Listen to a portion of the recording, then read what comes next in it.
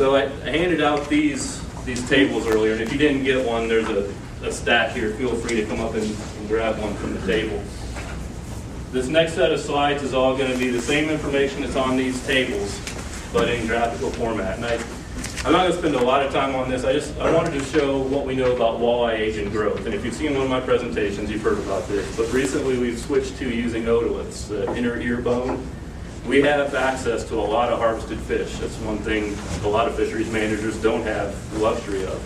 But we can go any day, we can go to cleaning houses, we can go to marinas, we can go to tournaments, and we can get inner ear bones or otoliths out of harvested walleye without having to go out, sample our own, and unnecessarily kill fish. So once we switched to otoliths, once we stopped using scales, the younger fish, age and growth didn't change much. Scales are pretty accurate up to about 5 or 6 years. But what we thought about big old fish completely changed. We used to say that Lake Erie walleye live fast and die young. That a scale wouldn't have put a walleye over 14 years old. And that's, as you can see, that's not true. This is the age in years. And these are only averages. So if you catch a 20-inch walleye, on average, it's almost 6 years old. Those bars are the standard deviation. So that's not even the range. That's just the standard deviation. Walleye are living over 20 years. The oldest walleye we've aged was 26 years old. It was a 1982 hatched fish harvested in 2008. These fish don't live fast and die young. They live, on almost all cases, they're over 10 years old if they have any size. If you look at the average fish over 24, 25 inches, and they all average over 10 years old. And a lot of the trophies we see, the really big fish, the 29, 30, 31-inch fish, they're in their teens, if not beyond. Now, if you look at it, the difference between male and female, it gets even more interesting because males grow a lot more slowly. They hit about 20 inches, 20 to 22 inches, and really slow down. Where the 23-inch male is going to be 12 years old on average. If you catch a 23-inch male on the reefs, and you know it's a male if you catch it on the reefs, it's going to be an old fish. It's going to be a 12-year-old fish or even older, maybe 20 years old. Females grow a little more quickly, a little more consistently, but still, you get a female that's 26 inches, she's probably going to be older than 9 years old. And the way to use this table, these tables are that top set of tables, the top 3 tables are all based on length. So if you look at any given length group, if you catch a 21-inch walleye, you can see the average age is 6 years old, and the range is from 3 to 24. We had a 24-year-old, 21-inch fish. How many of you would have guessed that if you caught a 21-inch fish on the reefs that might be 24 years old? The bottom group is all how big is a walleye at a given age. So if you look at a 10-year-old walleye, on average it's almost 26 inches, but the age range is 20 to 30. And then it's farther broken down by males and females in those same groups. So again, if you want to look at it by age, 10-year-olds are going to be usually over 25 inches, but there's a huge range on that. These averages don't do the ranges justice. And then, of course, the males, like I mentioned earlier, they hit about 23 inches, and they just kind of maintain their length. And once fish get over 20 to 22 inches, I can't tell you how old they are without looking at the otolith. That's what it comes down to. So everyone's asking, what did trawls see? What's the population look like? And probably most importantly, where are we going to be for limits? That's pretty high on everyone's priorities right now. This is a 2009 population model. Every year the population model gets run in late February or early March. I don't have this year's population model yet. And one thing I try to make a point to mention every time is each year's estimates change every single year. Every year we add new data to the model. It's age-specific data, so every year we get more information even on these year classes back here.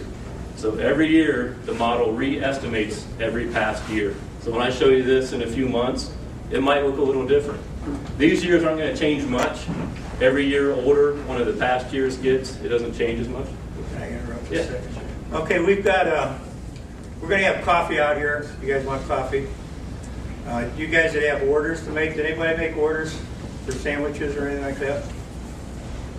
No? Okay, that'll make it easier. We're going to have a break at 11:30 or thereabout to pick up food and stuff you order. Did anybody want to order sandwiches or anything? We'll just have coffee out here then for you guys who want to. Go ahead and step outside. Try to do it quietly. And that'll make it easier for us. All right, go ahead, Travis. Sorry for I definitely don't want to get between anyone and their coffee. So, what the model does every year is it estimates every past year. The 2009 model estimated 2008 and every past year. The current year, so last year, 2009, and then the next year, 2010, are predicted. The past years are estimates, the new years are predictions, obviously, because we're predicting forward based on what we know currently. We had as many fish in the system as almost 70 million back in 1988. That's come down from the original estimates. The model's changed.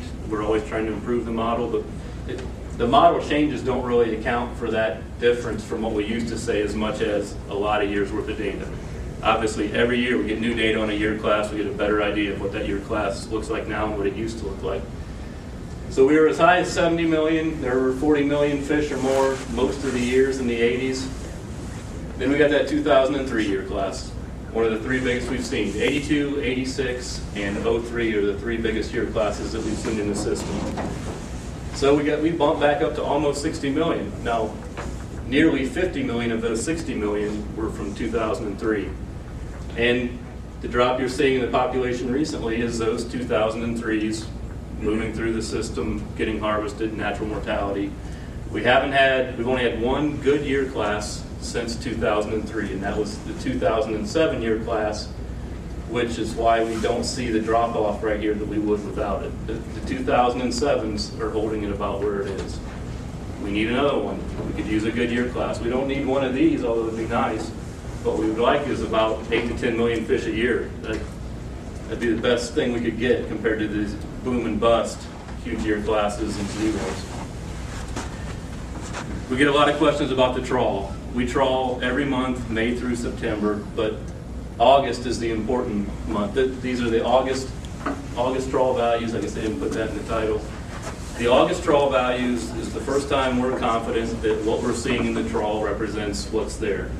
When the fish are smaller, when they're more scattered. In May and June, well, May we don't even see them, but June and July, they just don't compare real well to August. July is a little better, but we're only confident looking at the August trawls to predict what that year's year class is. These are the trawl values per year, how many walleye, young year walleye we caught in each August trawl. The 2003 year class was that different. We caught 150 roughly per hectare that we trawled. We estimate the area that we trawl. We trawl the same sites every year, 41 sites basin wide in the Western Basin in Ohio water.